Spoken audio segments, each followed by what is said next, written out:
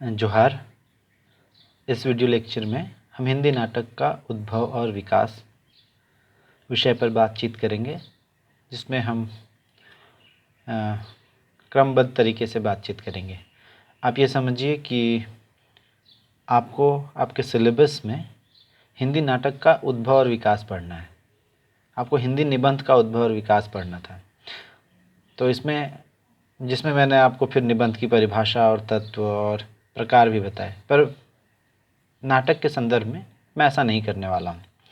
इस बार हम सीधे हिंदी नाटक के उद्भव पर और फिर बाद वाले लेक्चर में उसके विकास पर बात करेंगे, या उसके जो विकास के चरण हैं, एक एक चरण पर बातचीत करेंगे। तो हम जानते हैं कि हिंदी नाट्य साहित्य का जो आरंभ है वो अभी आधुनिक काल से शुरू होता है। अन्य गद्य विधाओं की तरह नाटक भी आधुनिक काल की देन है। ऐसा नहीं है कि इससे पहले नाटक नहीं लिखा जाता था। भारतीय साहित्य में या हिंदी जिन भाषाओं का प्रभाव है, संस्कृत और प्राकृत भाषा में नाटक की बहुत ही समृद्ध परंपरा रही। लेकिन हिंदी नाटकों का विकास आधुनिक युग की देन है। मध्यकाल में लीला, रासलीला, नौटंकी आदि का उदय हो गया था और उसमें कुछ लोक का भी प्रभाव था। तो लोक नाटक के ये सारे कई रूप प्रचलित थे। तो इन लोक नाटकों का जो प्रचलन बढ़ा, उससे भी हिंदी नाटक के उद्भव पर एक प्रभाव पड़ा, एक दिशा तो उससे मिली ही। ये जो लीलाएं होते थे, जिनका प्रदर्शन होता था गांव में विशेषकर, तो इन लीलाओं में गीत और नृत्य की अधिकता रहती थी और गद्य का बहुत कम प्रयोग होता था। ये लोक नाटक मनोरंजन के उद्देश्य से लिखे जाते थे। 17वीं 18वीं शताब्दी के लगभग कुछ नाटक ब्रजभाषा में भी लिखे गए। इनमें से कुछ मौलिक नाटक भी लिखे गए, जैसे रामायण महानाटक, प्राणचंद चौहान। इन सब नाटकों का जो के बारे में चर्चा जो है अपने हिंदी साहित्य के इतिहास ग्रंथ में रामचंद्र शुक्ल ने की है। करुणाभरण ये लच्छी राम की रचना है। आनंद रघुनंदन विश्वनाथ सिंह की रचना है। आनंद रघुनंदन को कथोपकथन, अंक विभाजन, रंग संकेत आदि के कारण रामचंद्र शुक्ल ने हिंदी के महत्वपूर्ण मौलिक नाटकों में से माना है। इन सभी नाटकों पर जो है संस्कृत नाट्य साहित्य की छाप नज़र आती है। हमें साफ पता चलता है कि संस्कृत नाटकों का जिस तरह से जो विशेषताएं होती थी, उसका प्रभाव मतलब इन नाटकों पर दिखाई पड़ता है। इन नाटकों के ये जो अभी रामायण महानाटक, करुणाभरण, आनंद रघुनंदन, ये सब नाटक जो हैं, इसके कथ्य जो हैं वो ज़्यादातर आख्यानों पर आधारित होते थे। आख्यान धार्मिक या पौराणिक होते थे। संवाद पद्यात्मक होते थे, यानी कविता में संवादों की रचना होती थी। गद्य का अभी तक प्रयोग शुरू नहीं हुआ था। वो आधुनिक काल में हम देखते हैं कि उसका विकास हुआ है। मूल प्रवृत्ति जो है वो श्रृंगार पर केंद्रित रहती थी और ये नाटक नाट्य की सभी मांगों और रीतियों को पूरा नहीं करते थे, लेकिन हिंदी नाटक के पूर्व रूप तो कहे ही जा सकते हैं। इसी युग में कुछ अनुदित नाटक भी हुए, जिसका संदर्भ हिंदी साहित्य के इतिहास की किताबों में मिलता है, जैसे माधव विनोद सोमनाथ माथुर की एक अनुदित रचना है। प्रबोध चंद्रोदय यशवंत सिंह की रचना है। तो 19वीं सदी के उत्तरार्ध में पारसी थिएटर कंपनियां अस्तित्व में आ गई थीं और पारसी जो थिएटर थे वो लगातार नाटकों का प्रस्तुतिकरण हिंदी क्षेत्रों में कर रहे थे। तो ये जो पारसी थिएटर्स थे, इनके नाटकों का जो मुख्य उद्देश्य होता था वो मनोरंजन होता था। कथानक कभी रामायण महाभारत से, कभी उनके जो फारस की जो प्रेम कथाएं थे वहाँ से, कभी अंग्रेजी नाटकों जैसे हेमलेट, रोमियो जूलियट, इन सब से वो कथानक ले लेते थे और इसमें बहुत ही बचकाने नृत्य, स्थान स्थान पर गीत, शेर व शायरी, गज़ल आदि का समावेश रहता था। सब कुछ इसमें मिला दिया जाता था। ऐसे नाटकों द्वारा जो एक वातावरण बन रहा था, या जो एक कलाहीन या असंस्कृत वातावरण से भारतेंदु जैसे रचनाकार क्षुब्ध हो रहे थे, कि जिसमें सिर्फ सस्ती मनोरंजन की कोशिश उन नाटकों के द्वारा हो रही थी। तो उनके द्वारा जो भारतेंदु ने इससे क्षुब्ध होकर हिंदी नाटक को साहित्यिक और कलात्मक रूप देने का प्रयास किया, जो आगे चलकर जयशंकर प्रसाद ने हिंदी नाटक के स्वरूप को और मजबूत किया, परिष्कृत किया और उसको एक नई दिशा दी। तो हिंदी नाट्य साहित्य के विकास को अगर हम देखें तो इसको हम 4 भागों में विभाजित करते हैं। जिस तरह से निबंध में रामचंद्र शुक्ल जो है वो केंद्रीय व्यक्तित्व हैं, या भारतेंदु कई बार कई रचनाओं में आते हैं। रचना काल का नामकरण के संदर्भ में भारतेंदु का नाम आता है। तो नाटक में, हिंदी नाटक के अंतर्गत जयशंकर प्रसाद को एक केंद्रीय कृतिकार, रचनाकार के रूप में देखा जाता है। तो 4 भागों में जो नाटकों को विभक्त किया जाता है वो है प्रसाद पूर्व हिंदी नाटक, प्रसाद युगीन हिंदी नाटक, प्रसादोत्तर स्वतंत्रता पूर्व हिंदी नाटक और स्वातंत्र्योत्तर हिंदी नाटक 1947 से आज तक। तो ये जो है मोटा मोटी एक 4 विभाजन हम करते हैं।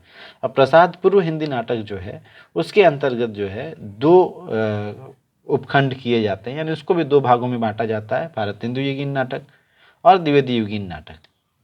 तो आज हम विशेषकर इस लेक्चर में, इस वीडियो लेक्चर में हम भारतेंदु युगीन नाटक की बात करेंगे, जिसका समय 1850 से 1900 ईस्वी निर्धारित किया गया है।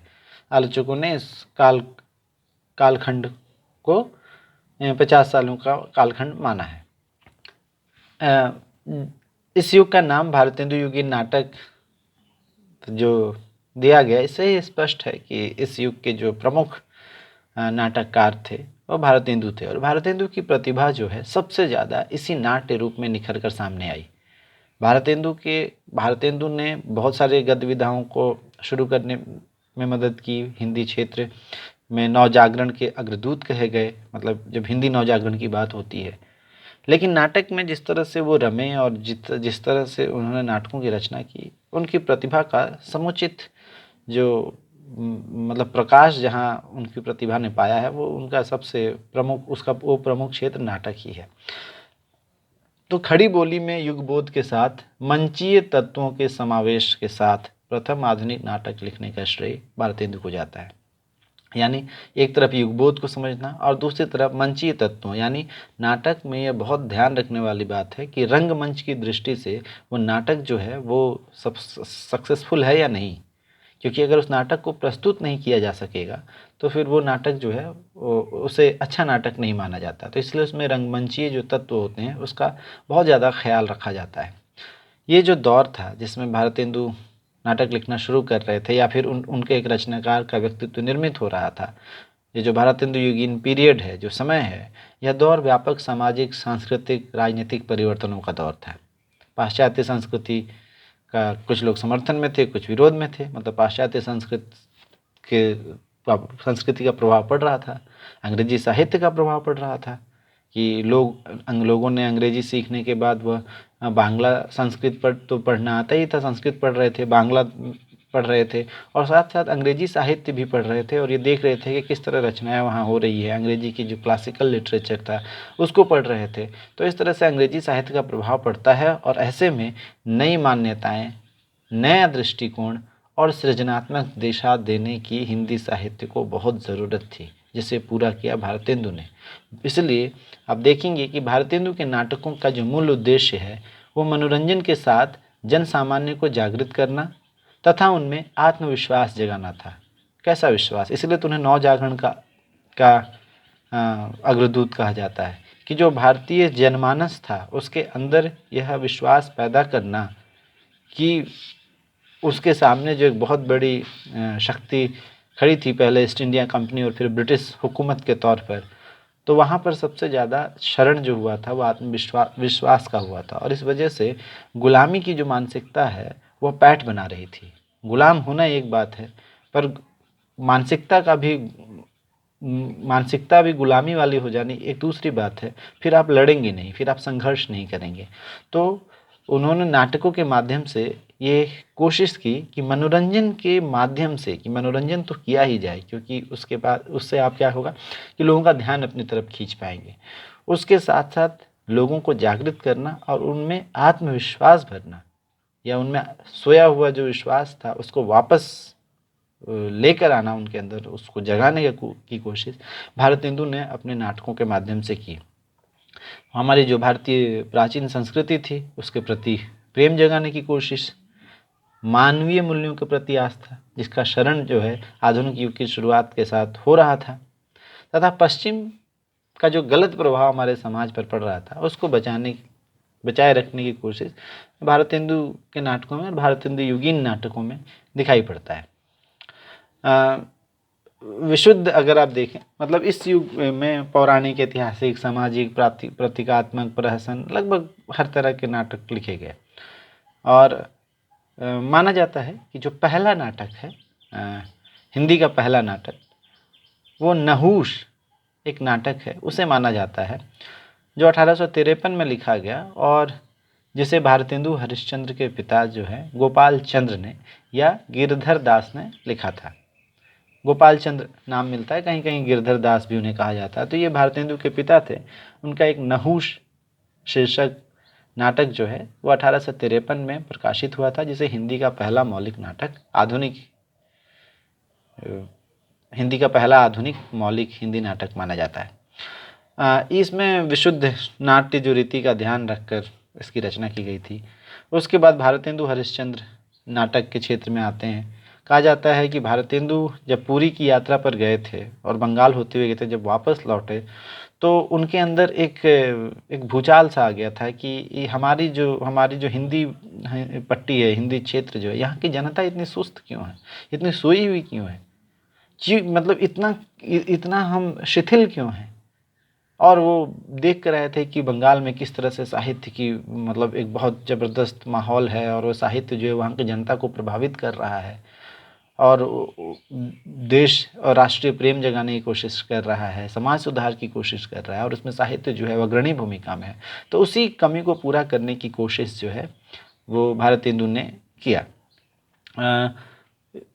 ये पहला नाटक जो इसीलिए उन्होंने बांग्ला से हिंदी में अनुवाद किया। उनका पहला जो नाटक छपा वो 1868 ईस्वी में छपा, विद्या सुंदर। यह नाटक उन्होंने बांग्ला से अनुवाद किया था।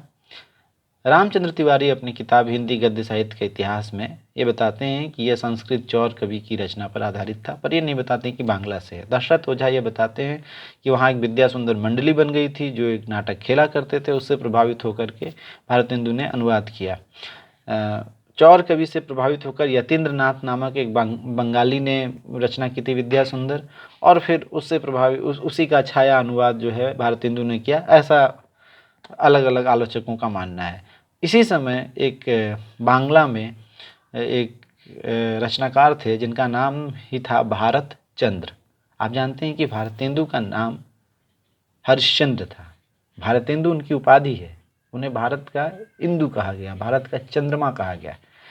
तो और भारत चंद्र जो थे, जिनके लेखन की समाप्ति के साथ, मृत्यु के साथ ही बांग्ला में आधुनिक काल की शुरुआत हुई, ऐसा माना जाता है। और बहुत प्रमुख साहित्यकार वह माने जाते हैं। उन्होंने भी विद्या सुंदर नामक नाटक लिखा था। अब ये मैं अभी नहीं तस्दीक कर सकता, बता सकता कि ये नाटक उन्होंने अनुवादित किया था या फिर उनकी मौलिक रचना थी, और भारतेंदु की रचना जो है उनसे ही प्रभावित थी। रविंद्रनाथ ने भी उन भारत चंद्र को, बंगाली के भारत चंद्र को बहुत आदर से याद किया है, बेहद सम्मान के साथ। उनका बहुत बड़ा व्यक्तित्व और बांग्ला कविता और साहित्य पर उनके रचनात्मक व्यक्तित्व का बहुत प्रभाव है। तो ये भारत चंद्र और भारत तेंदु, ये भारत जोड़ इंदु, ये नाम थोड़ा मिल रहा था, इसलिए मेरे दिमाग में ये बात आई। अगले कक्षा में या फिर जब हम रूबरू होंगे तब कभी हम अपने क्लासेस में इस पर विचार कर पाएंगे, तब तक मैं थोड़ा और शोध इस विषय पर कर पाऊँ। उसके बाद उनका एक नाटक छपा 1875 में, सत्य हरिश्चंद्र। फिर 1876 में ही चंद्रावली नाटिका छपी। उसके बाद एक रचना आई उनकी विषस्य विषमौसधम, ये 1876 ईस्वी में ये भी प्रकाशित हुई। ये बड़ौदा के गायकवाड़ के गद्दी से उतारे जाने तथा सयाजी राव के उनके स्थान पर बिठाए जाने की घटना के आधार पर ये नाटक भारतेंदु ने लिखा था। फिर 1880 में भारत दुर्दशा आई। नील देवी 1881 ईस्वी में ये रचना आई। ये गीति रूपक थी, इसका कथानक ऐतिहासिक था और ये इस पर पाश्चात्य प्रभाव था। ये एक दुखांत नाटक था, मतलब जिसका अंत दुख के साथ होता है। भारत की ज़्यादातर फिल्में, कहानियाँ, नाटक ज़्यादातर सुखांत होते हैं, जहाँ पर अंत में सुख आपको महसूस होता है, आप खुश होते हैं। मतलब जो भी तकलीफ़ें होती हैं, जो भी समस्या उस फ़िल्म में दिखाई जाती है या उस नाटक में उठाया जाता है, वो अंत में जाकर सॉल्व हो जाती है। तो बाद में आधुनिक काल में ऐसे कई नाटक और एकांकी लिखे गए जहाँ पर सुख नहीं मिलता है, खुशी नहीं मिलती अंत में। पर वे पाश्चात्य प्रभाव से भारतेंदु का ये जो नील देवी नाटक है 1881 ईस्वी में प्रकाशित हुआ था। ये एक दुखांत नाटक है। लाला श्रीनिवास दास का भी एक नाटक था रणधीर और प्रेम मोहिनी, वो भी एक दुखांत नाटक था। इस पर भी माना जाता है कि पाश्चात्य नाटकों का रचनाओं का प्रभाव था। 1881 में ही उनकी अंधेर नगरी नाटक प्रहसन जो है वो प्रकाशित होता है। उसके बाद उनकी रचना प्रेम जोगनी जो है, और नहीं, सती प्रताप 1883 में छपता है। ये गायत्री और सत्यवान के जीवन पर एक पौराणिक जो कहानी उस पर आधारित है। भारत जननी 1884 में तीसरी बार प्रकाशित होती है, यह प्रकाशित होता है नाटक। यह बांग्ला की एक भारत माता नाटक था, उस पर आधारित था। और फिर प्रहसन जो है भारतेंदु ने काफ़ी लिखे, जैसे वैदिकी, हिंसा हिंसा न भवति, अंधेर नगरी, ये सब जो हैं। और इसी युग में राधा चरण गोस्वामी की भी एक रचना प्रहसन के तौर पर उसका उल्लेख मिलता है, बूढ़े मुँह मुहासे। प्रहसनों में होता क्या था कि हास्य व्यंग्य शैली में तत्कालीन सामाजिक और कुरीतियाँ और कुप्रथाएं, अंधविश्वास और जो ब्रिटिश हुकूमत थी उसकी मुखालफत, उसका विरोध, लेकिन हास्य व्यंग्य शैलियों में ये प्रस्तुत किया जाता था। मतलब हास्य व्यंग्य की शैली में जो तत्कालीन सामाजिक कुरीतियाँ, कुप्रथाएं और अंधविश्वास थे, उनका माहौल उड़ाया जाता था। और जो ऐसा ही वो ब्रिटिश जो हुकूमत थी उसका भी किया जाता था ताकि उसको समझ में ना आए। तो इस तरह से जो ये रचनाएं थे भारतेंदु के, इसमें सामाजिक, राजनीतिक, पौराणिक, प्रेम कथाएं, लगभग सारी कथाओं पर आधारित उन्होंने नाटकों की रचना की। और हिंदी के साहित्यिक नाटकों को जन्म दिया भारतेंदु ने। भारतेंदु जो थे वो युग की नब्ज़ को समझते थे, वो अपने युगीन परिस्थिति को बहुत बेहतर तरीके से समझते थे। और परिस्थिति को समझने के साथ वो उस युग की, अपने समय की ज़रूरत को भी समझते थे। इसीलिए नाटकों की रचना उन्होंने समयानुकूल जो पाश्चात्य काव्य शास्त्र से जो तत्व लेने थे उसे स्वीकार किया, जो भारतीय काव्य शास्त्र से लेना था उसे उन्होंने स्वीकार किया। इसीलिए उन्होंने नाटक नामक एक निबंध की रचना की, जिसमें उन्होंने काव्य शास्त्र, नाट्य शास्त्र जो है, जो भरत मुनि की रचना है, जिसे पंचम वेद भी कहा जाता है, कि उस रचना के पर आधारित होकर उन्होंने अपना नाटक लिखा कि हिंदी नाटक कैसे होने चाहिए। ये बहुत बड़ी बात थी। हिंदी नाटकों के बिल्कुल उद्भव काल में ही उस पर एक सैद्धांतिक लेख आ गया था, जिसमें ये बताया गया था कि हिंदी नाटकों को कैसा होना चाहिए। और उन्होंने नाटकों के अभिनय का भी पूर्ण प्रबंध किया। भारतेंदु की अकेली प्रतिभा ने हिंदी नाट्य साहित्य और हिंदी नाट्य शास्त्र तथा हिंदी रंगमंच की स्थापना की। और भारतेंदु खुद भी अभिनय करते थे।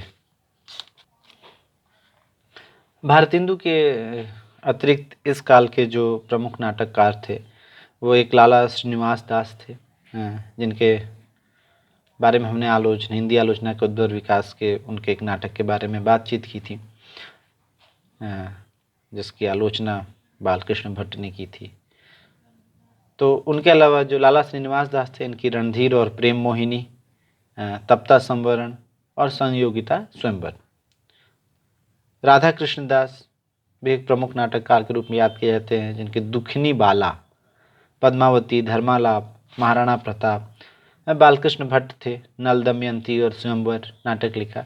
इसके अतिरिक्त भी बहुत सारे नाटककार थे जिन्होंने लिखा, पर माना जाता है कि ये इतने महत्वपूर्ण नहीं थे। इन्होंने सिर्फ नाटक लिखकर, मतलब कि एक विधा में रचना कर दी, बस अपने कार्य की इतिश्री उन्होंने मान ली। भारतेंदु के प्रभाव से और भारतेंदु मंडली के प्रभाव से इन्होंने नाटकों की रचना तो की, पर वो उतने महत्वपूर्ण नहीं माने जाते। लेकिन चूंकि इतिहास है और उनके नाटक उस इतिहास में दर्ज हैं, तो उसमें से कई नाटककार जैसे देवकीनंदन त्रिपाठी हैं, अंबिका दत्त व्यास हैं, बद्री नारायण चौधरी हैं, बलदेव प्रसाद मिश्र हैं, तोताराम वर्मा हैं, ज्वाला प्रसाद मिश्र हैं, दुर्गा प्रसाद मिश्र हैं, प्रताप नारायण मिश्र हैं।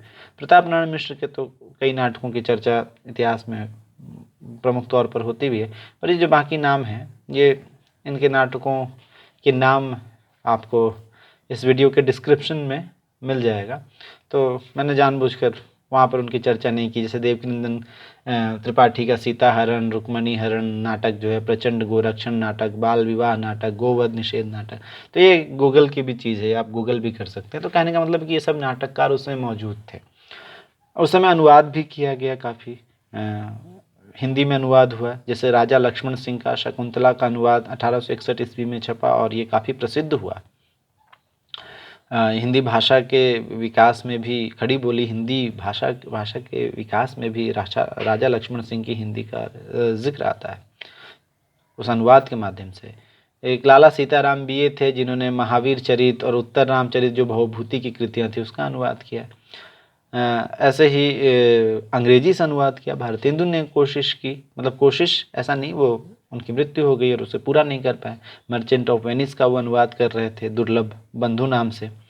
एक रत्नचंद्र थे, शायद आगरा के थे, उन्होंने कॉमेडी ऑफ एरर का अनुवाद किया हिंदी में। बांग्ला में भी इस नाटक का अनुवाद हुआ था। बाद में एक बहुत प्रसिद्ध फिल्म बनी बांग्ला में और फिर हिंदी में कॉमेडी ऑफ एरर पे, अंगूर, चाहे तो आप देख सकते हैं, संजीव कुमार की फिल्म है और काफ़ी मतलब आप इंटरटेन होंगे, मतलब ज़बरदस्त कॉमेडी मूवी है। खैर, मर्चेंट ऑफ वेनिस का रामचंद्र तिवारी ने ये बताया है कि मर्चेंट ऑफ वेनिस का अनुवाद एक जबलपुर की एक महिला है आर्या, उन्होंने इसका एक पूरा अनुवाद किया था मर्चेंट ऑफ वेनिस का। ये रामचंद्र तिवारी ने बताया कि आर्या नामक महिला जो जबलपुर की थी उन्होंने इसका अनुवाद किया था। ऐसे ही गोपीनाथ थे जो जयपुर के पुरोहित थे, एज यू लाइक इट और रोमियो एंड जूलियट का अनुवाद जो था उन्होंने, मतलब एज यू लाइक इट का अनुवाद मनभावन नाम से किया और रोमियो एंड जूलियट का अनुवाद प्रेम लीला के नाम से किया 1897। पहला नाटक 1897 में दोनों नाटक छपा। ऐसे ही मथुरा प्रसाद उपाध्याय थे जिन्होंने मैकबेथ, एक और कृति शेक्सपियर की मैकबेथ, उसका अनुवाद किया साहसेंद्र साहस नाम से 1893 में। तो इसका मतलब है कि ये हो रहा था। माइकल मधुसूदन दत्त की नाटकों का अनुवाद हिंदी में हुआ और भी ऐसे लोग थे, रामकृष्ण वर्मा, उदित नारायण लाल, जो हिंदी से अनुवाद कर रहे थे। कहने का अर्थ ये है कि इस युग के जो शुरुआती युग है भारतेंदु युग नाटक का, इस युग के नाटककार बांग्ला, अंग्रेजी, संस्कृत यानी एक व्यापक परिप्रेक्ष्य से जुड़े हुए थे, उन नाटकों को पढ़ रहे थे और उसको हिंदी में अनुवादित कर रहे थे। तो इसका मतलब है उनके सामने एक बड़ा रचना संसार सामने था और उससे हिंदी भाषी जो पाठक था, जो जनता थी, वो परिचित हो रही थी और ये एक बहुत महत्वपूर्ण काम है। अब ये सवाल उठता है कि इस युग में जो सबसे प्रमुख नाटककार हैं वो भारतेंदु ही हैं और भारतेंदु के नाटककार रूप का बेहद महत्व है और उसके कारण भी हैं। उसके कई कारण हैं, जैसे पहली बार हिंदी गद्य में अनेक विषयों पर मौलिक नाटकों की रचना तथा कथानक के क्षेत्र में विविधता लेकर आए भारतेंदु। और बिल्कुल शुरुआत में ही इतने तरह के अलग अलग नाटकों की रचना करना, इतने विषयों से संबंधित, शैली के आधार पर विविधता है, विषय के आधार पर विविधता है, भाषा भी आप देखेंगे तो उस पर विविधता है और भाषा का इतना रचनात्मक प्रयोग जितना नाटकों में हुआ। खड़ी बोली हिंदी का सबसे निखरा हुआ और सबसे प्रभावशाली रूप जो नाटकों में ही दिखाई पड़ता है। तो ये एक बहुत बड़ी विशेषता थी। पहली बार हास्य व्यंग प्रधान एक प्रहसन लिखने की परंपरा की शुरुआत की भारतेंदु ने, जिसमें हास्य व्यंग मुख्य था। मतलब परंपरा से चली आ रही नाटकों में और साहित्य में हास्य व्यंग के लिए तो उतनी जगह नहीं थी, पर हास्य व्यंग को एक प्रभावशाली हथियार बनाना और उसको लिटरेचर के रूप में, साहित्य के रूप में ढालना, ये अपने आप में एक बहुत बड़ा योगदान था भारतेंदु का। पहली बार भारतीय जीवन के यथार्थ को, उसकी सच्चाई को, विविध पक्षों को उजागर किया गया नाटक के माध्यम से। आप अंधेर नगरी नाटक के बारे में जानते हैं कि किस तरह से वो उस समय के जो भारतीय थे, गुलाम भारत था, उसको प्रस्तुत किया गया, उस समय के यथार्थ को, उस समय की सच्चाई को, कि राजा, मतलब जब तक नगरी जो है अंधेरी होगी तब तक राजा चौपट ही होगा। ये बहुत बड़ी बात है जो भारतेंदु ने उस समय अपने नाटक, अंधेर नगरी नाटक और बाकी रचनाओं के माध्यम से भी स्थापित किया। पहली बार हिंदी के रंगमंच की स्थापना करने की कोशिश भारतेंदु ने की, यानी वो अभिनय जहाँ किया जा सके उसकी व्यवस्था करते थे, रंगमंच दिया, खुद अभिनय किया। तो ये एक बहुत बड़ा योगदान था कि बिना रंगमंच के नाटकों का विकास नहीं हो सकता था और उसमें भारतेंदु ने यह कोशिश की, सायास यह किया कि अच्छे रंगमंच और अच्छे अभिनयशालाओं की व्यवस्था हो सके और नाटकों का खूब अभिनय हो, और इसलिए उन्होंने खुद भी अभिनय करते थे। अनेक भाषाओं के नाटकों का हिंदी में अनुवाद किया। खुद भारतेंदु ने संस्कृत, बांग्ला, अंग्रेजी जो नाट्य कला का उन्होंने समन्वय करके हिंदी की एक स्वतंत्र नाट्य कला का विकास किया, यानी एक हिंदी नाटक का विकास इस युग में दिखाई पड़ता है। तो भारतेंदु ने का जो व्यक्तित्व था वो एक विराट व्यक्तित्व था। उन्होंने अनुदित और मौलिक अगर नाटक को आप मिला दें तो लगभग 17 नाटक की रचना की। और आप ये जानते हैं कि भारतेंदु सिर्फ 35 साल की उम्र तक ही जिंदा रहे। 1850 में उनका जन्म होता है और 1885 में उनकी मृत्यु हो जाती है। आप ये समझिए कि 35 वर्ष की उम्र में, अवस्था में इतना सारा कुछ कर पाना, ये लगभग अविश्वसनीय सा है।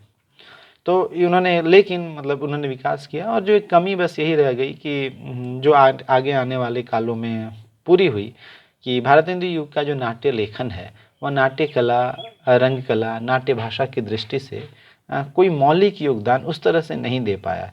जैसे कि नाटकों में रंग संकेत होते हैं, उसकी भाषा भी धीरे धीरे भारतेंदु को छोड़कर बाकी लोगों की भाषा भी पर भी विचार किया जाना चाहिए। तो ये एक इसकी सीमा भी है भारतेंदु युग की, और ये उद्भव का भी समय था। तो ये एक बहुत महत्वपूर्ण बात है कि भारतेंदु हरिश्चंद्र के योगदान से हिंदी नाटक का उद्भव हुआ और धीरे धीरे उत्तरोत्तर वह विकास की तरफ गया। तो इस लेक्चर में इतना ही। धन्यवाद।